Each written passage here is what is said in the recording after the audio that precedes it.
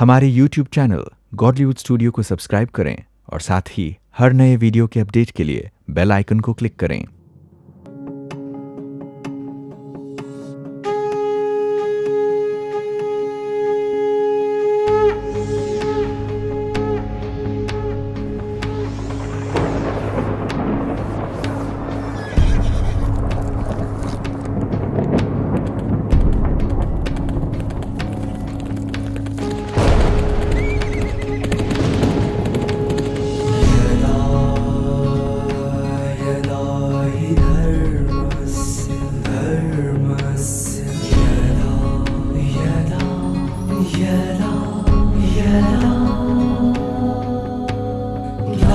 ग्लानिर्भवति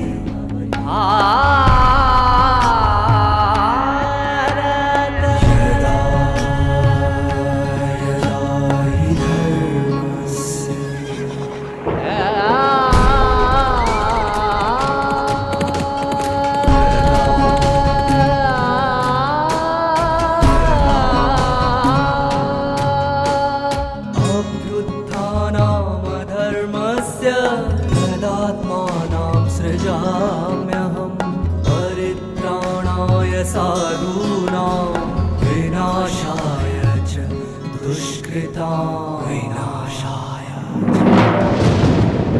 धर्म संस्थापनार्थाय संभवामि युगे युगे युगे युगे युगे युगे युगे यदा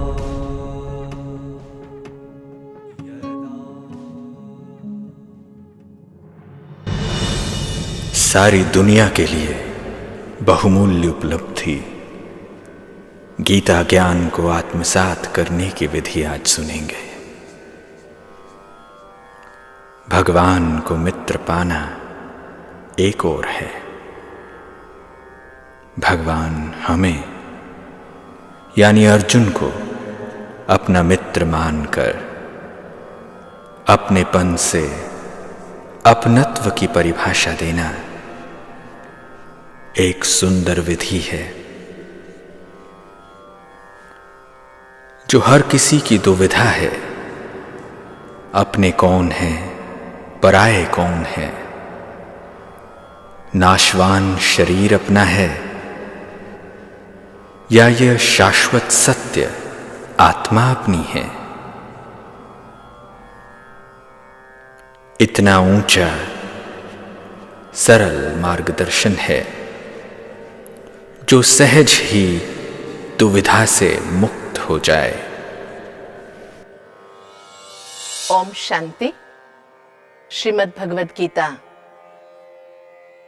जिसके बारे में सुनते सुनते हम बड़े हुए, जिसका श्लोक पठन करते करते हमारा बचपन बीता और जिस गीता ज्ञान को सुनते सुनते हम एक मनुष्य बन सके। कितना अच्छा लगता है अगर सभी के जीवन में गीता एक संजीवनी बन जाए, तो कितना बड़ा बदलाव या महान परिवर्तन संभव हो सकता है। सच में सारी दुनिया के लिए गीता ज्ञान एक बहुत बड़ी उपलब्धि है। इसको आत्मसात करने का बहुत सरल सुंदर तरीका जो हम अपना रहे हैं, खुद को बहुत सौभाग्यशाली समझते हुए हम आज की इस कड़ी में वर्तमान परिवेश में गीता ज्ञान की उपलब्धि को कैसे आत्मसात किया जाए और कोई भी कठिनाई के बिना, या यूं समझे कि चलते चलते अगर हम गीता ज्ञान को जीवन में अपना ले, उतार ले सरल तरीके से, तो जीवन महान बन जाएगा। इसमें कोई संदेह नहीं है।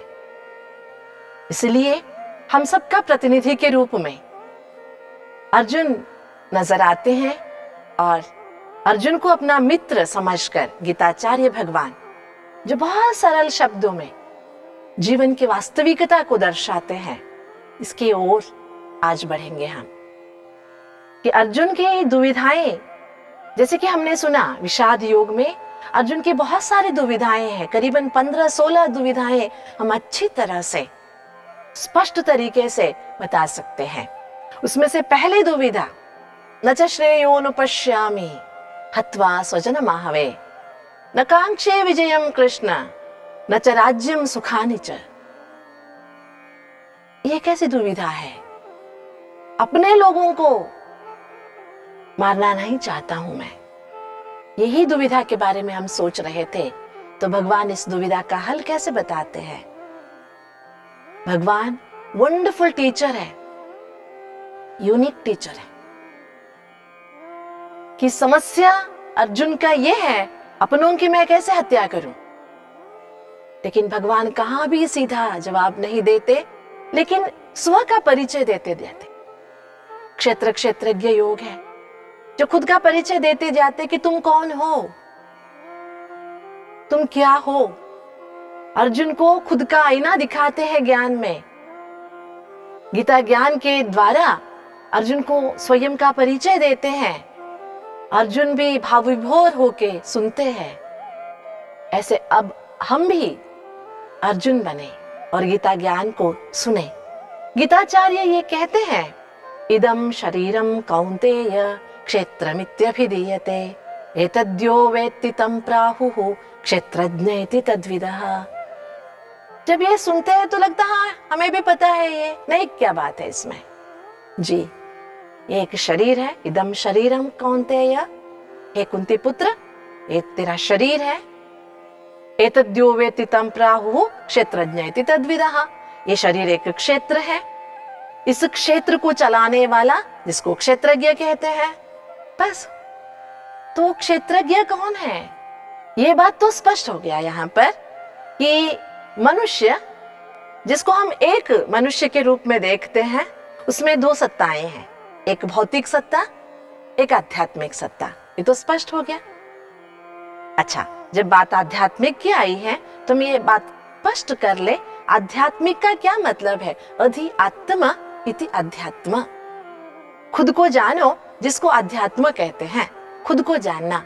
हाँ, किसी ने, एक बहुत अच्छे तत्वज्ञानी ने यह भी स्पष्ट शब्दों में कहा है, no thyself, that is education, and be thyself, that is meditation.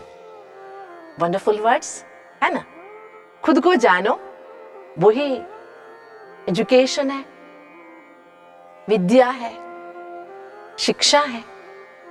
और जो खुद को जान गए, खुद के स्वरूप में स्थित हो जाओ, be thyself, that is meditation. बहुत सिंपल।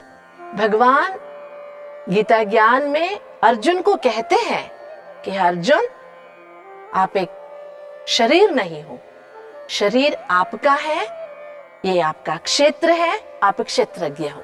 कितना वंडरफुल ओरिजिनल नॉलेज है। हमने कभी सोचा भी नहीं था कि, हाँ सोचा नहीं था, लेकिन हम अपने डे टू डे लाइफ में ये शब्द तो कई बार इस्तेमाल करते हैं कि ये मेरा शरीर है, ये मेरे हाथ है, ये मेरे हृदय है, ये मेरा टोटल बॉडी है। हम कभी ये नहीं कहते कि मैं हाथ दर्द कर रहा हूं, कभी कहते हैं गलती से भी नहीं, मेरा हाथ। देखिए, ये डिफरेंस हम जानते हैं, लेकिन किसी ने बहुत अच्छा कहा है, जानना और समझना, इसमें रात दिन का फर्क है। हम जानते बहुत कुछ है, पर समझते बहुत कम है। हम जानते थे कि हाथ को मैं नहीं कहते, ये मेरा है, लेकिन ये मैं कौन हूं, इसके बारे में हमने कभी नहीं सोचा। हमने सोचा ये हमारी काम की चीज है नहीं, ये तत्वज्ञानियों की बात है, उनको सोचने दीजिए। हमने कभी नहीं सोचा। लेकिन भगवान कहता है कि हम सभी अगर खुद को नहीं जानेंगे तो हमारे रोल क्या है, हम क्यों यहाँ हैं, हमें क्या करना है, क्या नहीं करना है, हाउ टू डिसाइड, कैसे हम ये निर्णय कर पाएंगे, बताइए। इसलिए बहुत सुंदर सरल शब्दों में गीताचार्य अर्जुन को बताते हैं कि ये तेरा शरीर है और आप एक बहुत सुंदर शरीर को या क्षेत्र को चलाने वाले क्षेत्रज्ञ हो। कितना विशाल अर्थ समाया हुआ है इसमें। जैसे कि ये शरीर क्षेत्र है, माना एक स्थल है, जमीन है समझिए, इस जमीन के आप क्षेत्रज्ञ हैं, मन आप मालिक हैं। तो ये मालिक इस क्षेत्र में क्या चलना चाहिए, क्या नहीं चलना चाहिए, क्या होना चाहिए, क्या नहीं होना चाहिए, ये सब डिसाइड कौन करेगा? मालिक करेगा। क्षेत्र खुद तो नहीं करेगा ना। कितनी वास्ट मीनिंग है इसमें। बस कह दिया 4 सेंटेंस, लेकिन इस 4 सेंटेंस में कितना महत्वपूर्ण ज्ञान है। लेकिन आजकल हम कर क्या रहे हैं? हम अपने शरीर को चमकाने में लगे हुए हैं, शरीर को सजाने में लगे हुए हैं। मरते दम तक शरीर को इतना संभालते शायद हम मरते ही कभी नहीं। लेकिन जो अंदर एक क्षेत्रज्ञ बैठा है, जो पूरे शरीर को संभाल रहा है, उसके ऊपर किसी का टेंशन नहीं है, किसी का नहीं। इसलिए वर्तमान परिवेश में गीता ज्ञान बहुत जरूरी है। खुद को देखना, खुद को जानना, खुद से खुद को जोड़ना, यह बहुत जरूरी है। आत्मा जो है अविनाशी है, अप्रमेय है, कभी विनाश को नहीं पाता है, अमर है, अजर है। अगर कोई विनाश होता है तो ये शरीर है। शरीर विनाशी है, आत्मा शाश्वत है, आत्मा नित्य है, सत्य है। इतने अच्छी तरह से बता दिया। आत्मा माना क्षेत्रज्ञ, माना आप। अर्जुन को इतनी अच्छी तरह से समझ दे दी। ये शरीर के अंदर एक क्षेत्रज्ञ, वो क्षेत्रज्ञ आप हो, आप शरीर नहीं हो। हम आप सबको पता है शरीर बहुत मूल्यवान। हम ये नहीं कह सकते कि दुनिया में कितने भी रोबोट क्यों ना बन गए हो, लेकिन मनुष्य शरीर जैसा कोई भी नहीं बना सकता। देखिए, मनुष्य शरीर के अंदर जो हार्ट है, पंपिंग सिस्टम है, जब से हमने माँ के गर्भ में प्रवेश किया है तब से ये पंपिंग सिस्टम काम कर रहा है। एक दिन ये जब पंपिंग सिस्टम स्टॉप हो जाएगा, बस जिंदगी का खेल खलास हो गया। हमने वहां पर अपना पार्ट बंद कर दिया। दिन रात 24 घंटे ये चलता रहता है। लेकिन दुनिया में जब हम चीजें खरीदते हैं, कोई भी पंप खरीदते हैं, 2-3 साल की वारंटी मिलती है, उससे ज्यादा तो है नहीं। लेकिन ये मनुष्य शरीर में भगवान ने जो पंप बनाई है, ये भी अद्वितीय है, यूनिक है। लेकिन ये पंप भी तब काम करता है ये चलाने वाला साथ में। अगर यही चला गया तो इस पंप का भी कोई वैल्यू नहीं है। ये पंप होते हुए भी शरीर नहीं चल सकता। एक छोटी सी घटना जो बचपन में हमने देखा, हमारे घर में दादाजी का देहांत हो गया था। सवेरे सवेरे हम सबको उठाया गया, दादाजी का देहांत हो गया है, आप सब उठ के आओ। बाहर आंगन में लेटाए थे, बारिश का मौसम था। तो हमने एकदम पूछा कि वैसे दादाजी अस्थमेटिक थे, उनको जमीन पे क्यों लेटाया है? तो कहा गया दादाजी नहीं रहे, चले गए। हमारे समझ में कुछ नहीं आया। जैसे 6 फुट के आदमी थे वैसे ही है, कुछ बदलाव तो नजर नहीं आ रहा है, बस आंख बंद है, लेटे हुए। जब कभी सोते थे या तबीयत खराब होती थी तो ऐसे ही रहते थे दादाजी। हमने जाके हिलाया, आवाज कोई नहीं आई, कुछ रिएक्शन नहीं था। फिर हमारी नजर वहां पर एक दिया जला के रखा था दादाजी के सिराने पर। तो मैंने पूछा दादी जी से, ये क्यों जला के रखा है यहाँ पर? तो दादी जी ने बहुत अच्छा एक जवाब दिया। दादाजी चले गए ना, उनको वो भगवान के पास जा रहे हैं, रास्ता नजर आए उनको, इसके लिए ये दिया जलाया। हम छोटे थे, उन्होंने जैसे ही कहा कि ये दिया दादाजी को रास्ता दिखाने के लिए जलाया गया है, तो हम हंस पड़े। पता है क्यों? जिस आंगन में दादाजी को लेटाया था, अभी सवेरा हो रहा था, तो जहां पर दिया जलाया था उधर से 10-15 फुट उस तरफ भी दिए का रोशनी दिखाई नहीं दे रही थी। तो फिर जहां जा रहे दादाजी पता नहीं दूर कहां, वहां ये रोशनी कैसे दिखाई देगी? जब हमने ये प्रश्न पूछा तो सभी जो बड़े बूढ़े रिश्तेदार आए हुए थे, सभी ने कहा छोटी मुंह बड़ी बातें, क्या क्या बातें करते आजकल के बच्चे, बस चुप करा दिया। हमारी प्रश्न जो थी वो वहां की वहीं रह गई। हमारा प्रश्न ये था कि दिए क्यों जलाते हैं, 13 दिन तक क्यों जलाते? किसी ने नहीं बताया। लेकिन गीताचार्य देखो कितने सुंदर स्पष्ट शब्दों में बता देते हैं, अंतवंत इमे देहा नित्यस्योक्तः शरीरिणः अनाशिनो प्रमेयस्य तस्मात् युध्यस्व भारत। शरीर का अंत हो जाता है, लेकिन आत्मा अविनाशी अजर एक चेतन सत्ता है। आत्मा शाश्वत है, आत्मा नित्य है। इस शरीर रूपी क्षेत्र को चलाने वाली और आत्मा के गुण क्या है, धर्म क्या है, हम सबको पता है। शरीर जब मुर्दा बन जाता है, मतलब आत्मा जब निकल जाती है, तो शरीर को जलाया जाता है, दफनाया जाता है, शरीर का अंत करते हैं। लेकिन आत्मा का कभी अंत नहीं होता है। गीता बताती है, नैनम छिन्दन्ति शस्त्राणि नैनम दहति पावकः न चैनम क्लेदयन्त्यापो न शोषयति मारुतः। नैनम छिन्दन्ति शस्त्राणि, अस्त्र शस्त्र से आत्मा को काटा नहीं जा सकता। अग्नि में आत्मा को जलाया नहीं जा सकता। अग्नि आत्मा को नहीं जला सकती। हवा से आत्मा को सुखाया नहीं जा सकता। आत्मा विनाशी है। आत्मा का कोई भी चीज से विनाश नहीं होता है। आत्मा अविनाशी है, अमर है, अजर है, शाश्वत है। कितने सुंदर सरल शब्दों में गीताचार्य भगवान ने अर्जुन को यह समझा दिया। अर्जुन के ये जो समस्या थे कि अपनों को मैं कैसे मारूंगा, पहले ये जो समस्या थी, इसका सनातन समाधान ये है, आध्यात्मिक समाधान भगवान ने दे दी। कोई भी व्यक्ति के शरीर समाप्त हो सकते हैं, जिसको हम मृत्यु कहते हैं, लेकिन आत्मा की मृत्यु कभी नहीं। आत्मा अमर है। ये तो ज्ञान तो हम समझ गए।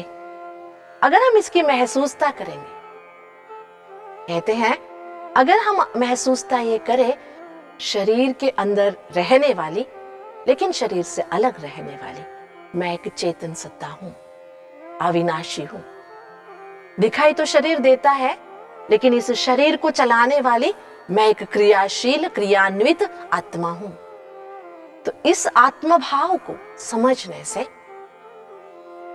आत्मभाव को समझना, दुनिया में हर कोई आत्मचिंतन करने वाले हमें नजर आएंगे, लेकिन खुद को एक आत्मा समझना, मैं एक आत्मा हूं, मैं इस शरीर से अलग हूं, बहुत सुंदर अनुभूति है, बहुत सुंदर। जब ये अनुभूति करेंगे तो ऐसे लगेगा कि हमारी जिंदगी की बहुत, मतलब 75% से ज्यादा स्ट्रेस डाउनलोड हो गया। खुद को शरीर से अलग महसूस करना, जैसे कि पहले भी हमने सुना कि जानना, जानने के बाद समझना, समझना माना महसूसता के साथ। तो आत्मा एक चैतन्य शक्ति है। हाँ, जब चैतन्य शब्द आता है तो ये शरीर जीव कोशों से बना है, सेल्स से बने हैं। ये सेल्स हर रोज कुछ सेल्स मरते हैं, कुछ नए बनते हैं। ये प्रक्रिया जारी रहता है। लेकिन आत्मा सेल नहीं है, आत्मा एक जीव कोश नहीं है, आत्मा एक चैतन्य ज्योतिर्बिंदु है। अच्छा, मैं जब ज्योतिर्बिंदु कह रही हूं, इसके बारे में गीता क्या कहती है?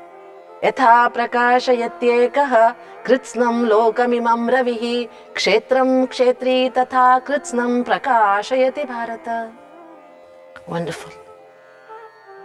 यथा प्रकाशयत्येकः कृत्स्नं लोकमिमं रवि, एक ही सूर्य, सूरज पूरी दुनिया को रोशनी देता है, इसी तरह पूरे समस्त शरीर या क्षेत्र को प्रकाशित करने वाले आत्मा है। वंडरफुल। जब आत्मा पूरे शरीर में प्रकाश फैलाती है तो अंधकार का नाम निशान मिट जाता है ना?